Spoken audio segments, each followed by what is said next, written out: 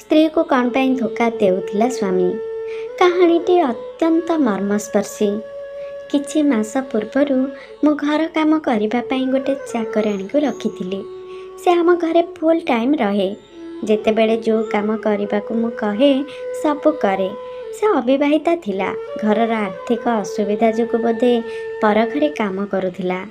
ଦିନେ ରାତିରେ ମୁଁ ଶୋଇଥିବା ସମୟରେ କାହାର ବାନ୍ତି କରିବାର ଶବ୍ଦ ମୋତେ ଶୁଣାଗଲା। ମୁଁ ହଠାତ୍ ହଡ଼ବଡ଼େଇକି ଉଠିଗଲି। ଦେଖେ ତ ବିନୟ ରୁମ୍ରେ ନାହାନ୍ତି। ମୁଁ ଭାବିଲି ତାହେଲେ କ'ଣ ବିନୟ ବାନ୍ତି କରୁଛନ୍ତି କି? ମୁଁ ବାଥରୁମ୍ ଆଡ଼େ ଦୌଡ଼ିକି ଗଲି, କିନ୍ତୁ ସେଠି କେହି ନଥିଲେ। ତାପରେ ରୁମ୍ ବାହାରେ ଥିବା ବେସିନ୍ ପାଖକୁ ଯାଇକି ଯାହା ଦେଖିଲି, ମୋ ପାଦ ତଳୁ ମାଟି ଖସିଗଲା।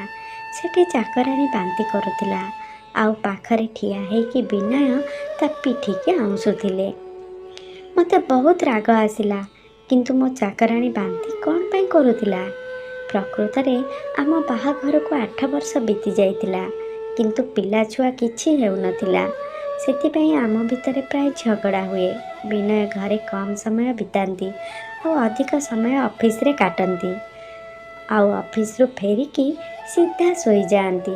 ମୋ ସାଙ୍ଗେ କେବଳ ଆବଶ୍ୟକ ପଡ଼ିଲେ କଥା ହୁଅନ୍ତି, ନଚେତ୍ କଥା ହୁଅନ୍ତିନି।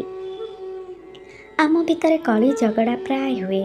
ମୁଁ ମଧ୍ୟ ଘରେ ଏକୁଟିଆ ବସି ବସି ବୋର୍ ହୁଏ।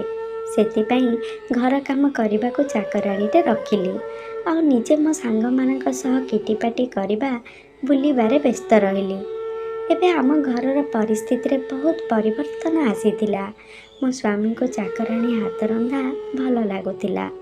ବିନୟ ତା'ର ବହୁତ ପ୍ରଶଂସା କରୁଥିଲେ।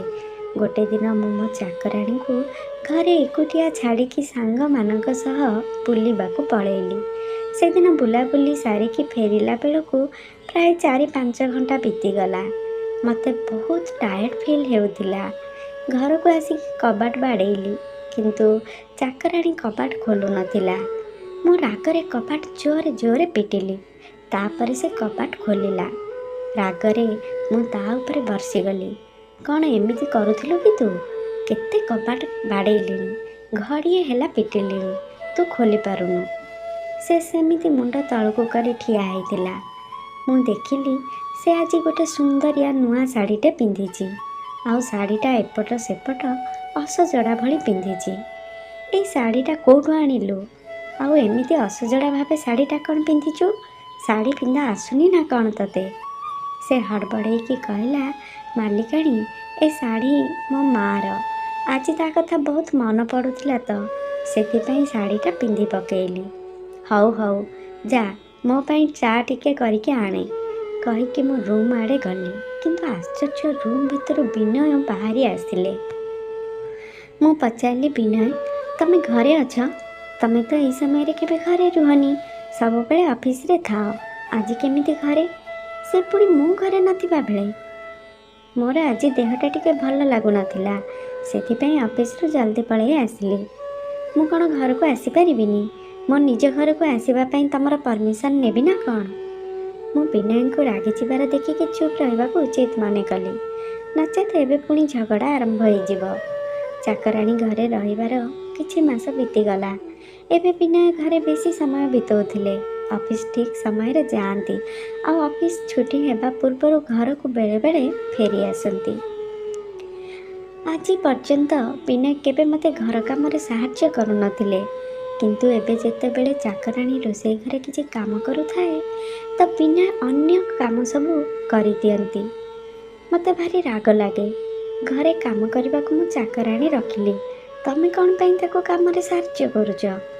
ଆଜି ଯାଏଁ ତ କେବେ ମୋତେ ସାହାଯ୍ୟ କରୁନଥିଲ।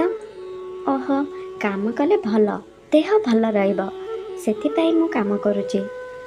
ମୋ ସ୍ୱାମୀ ପ୍ରାୟ ସମୟ ଚାକରାଣୀଙ୍କୁ ରୋଷେଇରେ ସାହାଯ୍ୟ କରନ୍ତି, ଆଉ ମୁଁ ଯଦି କିଛି କହେ ତାହେଲେ ରାଗିକି କହନ୍ତି, ମୁଁ ତ ନିଜ ହାତରେ ରୋଷେଇ କରିକି ତମକୁ ଖୁଆଇବାକୁ ଚାହୁଁଛି, କିନ୍ତୁ ତମେ ମୋତେ ସନ୍ଦେହ କରୁଛ। ମୁଁ ମୋ ସ୍ୱାମୀଙ୍କ କଥା ଶୁଣିକି ଚୁପ୍ ହେଇଯାଏ। ମନେ ମନେ ଭାବେ, ହୁଏତ ବିନୟ ଆମ ଭିତରେ ଥିବା ମନମାଳିନ୍ୟକୁ ଠିକ୍ କରିବାକୁ ଏମିତି କରୁଥାଇପାରନ୍ତି। ଆଉ ମୁଁ ଯଦି ତାଙ୍କୁ ଅଯଥା ସନ୍ଦେହ କରିବି, ତାହେଲେ ଆମ ସମ୍ପର୍କ ଅଧିକ ବିଗିଡ଼ି ଯାଇପାରେ। ଦିନେ ମୁଁ ଆଉ ବିନୟ ଶୋଇଥାଉ। ରାତି ଅଧରେ ଶୋଷ ଲାଗିବାରୁ ମୋର ନିଦ ଭାଙ୍ଗିଗଲା।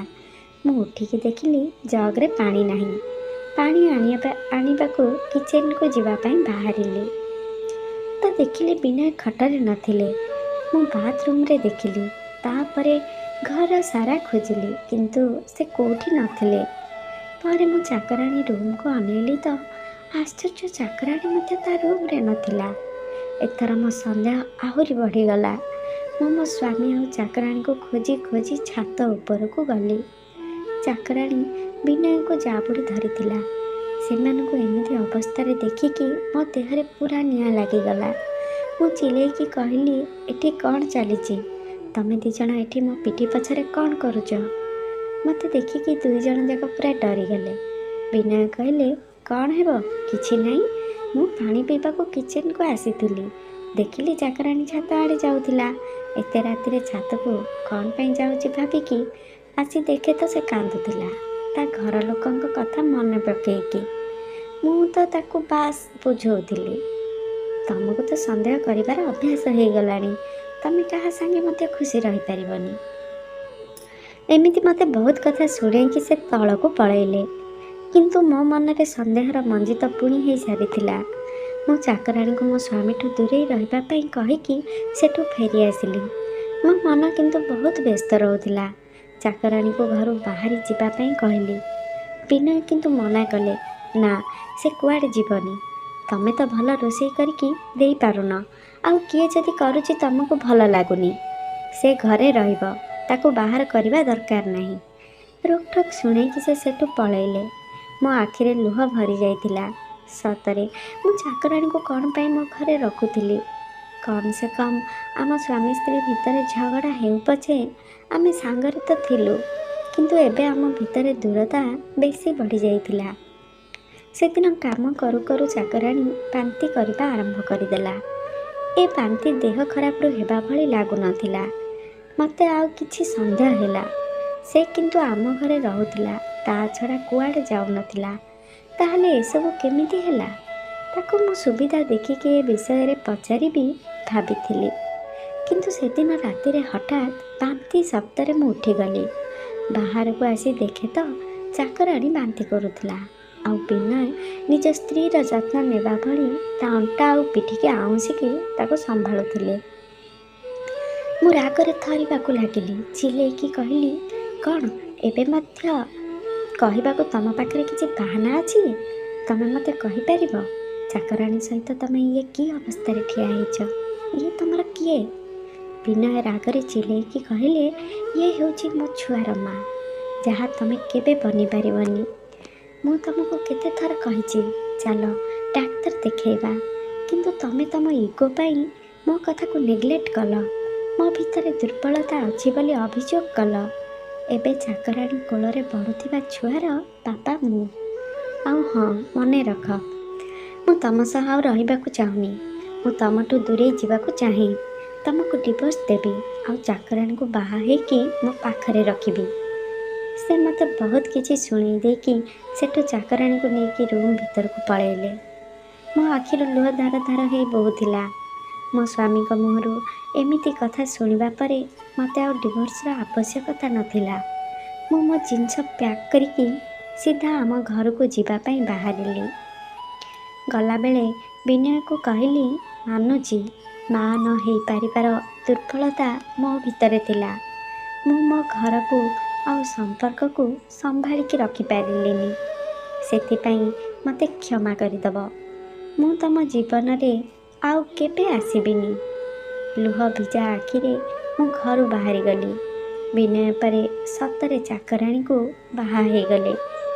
ଏବେ ସେମାନେ ଘରେ ମିଶିକି ରହୁଛନ୍ତି ଛୁଆ ସହିତ, ଆଉ ମୁଁ ନିଃସଙ୍ଗ ଜୀବନ ବିତାଉଛି ଏକା ଏକା। ମୁଁ ବିନୟଙ୍କ ଜାଗା ମୋ ଜୀବନରେ ଆଉ କାହାକୁ ଦେଇପାରିବି?